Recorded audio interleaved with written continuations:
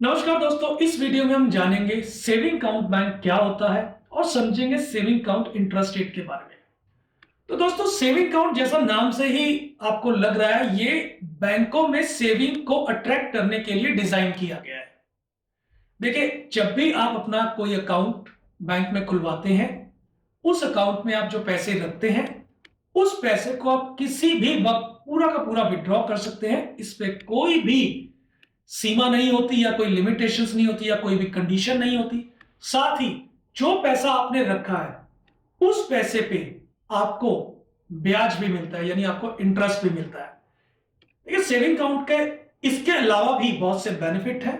जैसे saving account में आपको 10 चेकलिफ्स फ्री ऑफ कॉस्ट मिलती है। यदि उसके बाद आप लेना चाहते हो तो वो चार्जेबल रहती है।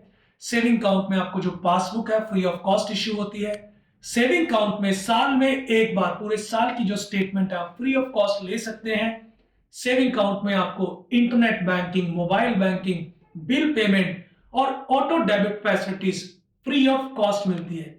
यानी सेविंग अकाउंट्स को इतना अट्रैक्टिव बना दिया गया है कि आप जो आपकी जो मंथली सेविंग है वो घर में ना रख के आप उसको बैंक में रखिए, ताकि आपको उस सेविंग पे आपको इंटरेस्ट भी मिले और उस सेविंग के अलावा आप जो बैंक के अदर फीचर्स हैं, यानी जो बैंक के जो प्रोडक्ट है उनको यूज करके अपनी जो लाइफ है उसको आप कंफर्टेबल बना सकते हैं। अब हम चलते हैं कि सेविंग अकाउंट इंटरेस्ट रेट पे, कि सेविंग बैंक अकाउंट में आपको कितना इंटरेस्ट रेट मिलता है। हम यहां बात करेंगे मेजरली दो बैंक्स की। पहला सबसे बड़ा private sector bank HDFC bank, कि एचडीएफसी बैंक अपने खाता धारकों को क्या रेट ऑफ इंटरेस्ट दे रहा है। वहीं जो सबसे बड़ा public sector bank state bank of India है, वो अपने सेविंग अकाउंट्स में क्या रेट ऑफ इंटरेस्ट दे रहा है। तो दोस्तों, बात करते हैं एचडीएफसी बैंक की।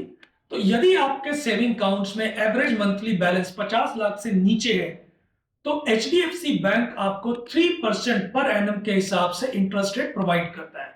वही आपका यदि बैलेंस 50 लाख से ऊपर है, तो आपको जो इंटरेस्ट रेट बढ़ के 3.5% हो जाता है। अब बात करते हैं स्टेट बैंक ऑफ इंडिया की। देखिए, यदि स्टेट बैंक ऑफ इंडिया में आपका सेविंग अकाउंट है और उसमें आपका जो मंथली एवरेज बैलेंस है वो 10 करोड़ के नीचे है, तो आपको मिलता है 2.7 पर एनम के हिसाब से रेट ऑफ इंटरेस्ट।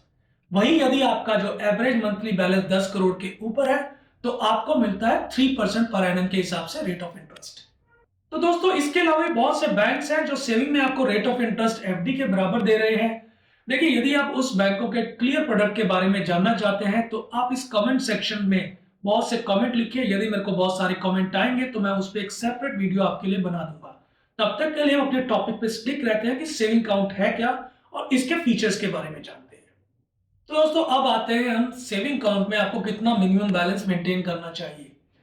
तो यहां भी हम दो बैंकों का एग्जांपल लेंगे, एक एचडीएफसी बैंक और दूसरा स्टेट बैंक ऑफ इंडिया।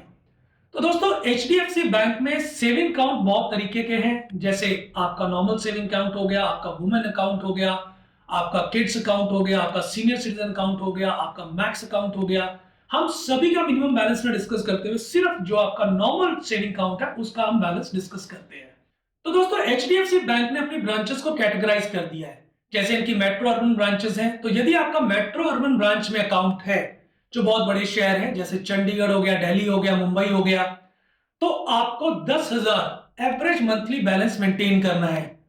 वहीं यदि आपका अकाउंट सेमी अर्बन ब्रांच में है, जैसे जो बहुत छोटे शहर हैं, बहुत ज्यादा बड़े शहर ना होके, तो उन ब्रांचेस में आपको सिर्फ 5,000 एवरेज मंथली बैलेंस ही मेंटेन करना है। वहीं एचडीएफसी बैंक ने जो इनकी रूरल ब्रांचेस है, जैसे जो विलेजेस में ब्रांचेस खोली गई हैं, उस ब्रांचेस में यदि आपका सेविंग अकाउंट है तो आपको सिर्फ 2,500 रुपए एवरेज मंथली बैलेंस मेंटेन करना है। अब रूरल ब्रांचेस में एक और फीचर है। देखिए, रूरल ब्रांचेस में अगर आप 10,000 की एफडी एक साल एक दिन के ऊपर की करवा देते हैं, तो आपको ये 2,500 भी बैलेंस मेंटेन करने की जरूरत नहीं है। इसके साथ यदि एचडीएफसी बैंक में आप basic saving basic deposit account आपने खोला हुआ है, तो उस अकाउंट में आपको कोई भी मिनिमम बैलेंस मेंटेन करने की जरूरत नहीं है। अब चलते हैं सबसे बड़े public sector bank state bank of India.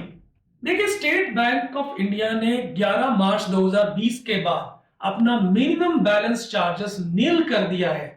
यानी एसबीआई में यदि आपका सेविंग अकाउंट है, चाहे वो किसी भी कोने में है देश की, तो आपको कोई भी मिनिमम बैलेंस मेंटेन करने की जरूरत नहीं है। तो दोस्तों यहाँ सबसे बड़ी खुशखबरी ये है कि यदि आप मिनिमम बैलेंस चार्जेस से दुखी हैं किसी भी बैंक के, प्राइवेट सेक्टर या पब्लिक सेक्टर, तो आप स्टेट बैंक ऑफ इंडिया में अकाउंट खुलवा सकते हैं, क्योंकि यहाँ पे मिनिमम बैलेंस चार्जेस आपका 0 है और ये इन अकाउंट में वो सभी सुविधाएं दे रहे हैं जो आपको एक बेसिक सेविंग अकाउंट में चाहिए होती हैं। तो दोस्तों ये वीडियो आपको कैसा लगा? इस वीडियो को देखने के लिए आपका बहुत बहुत शुक्रिया।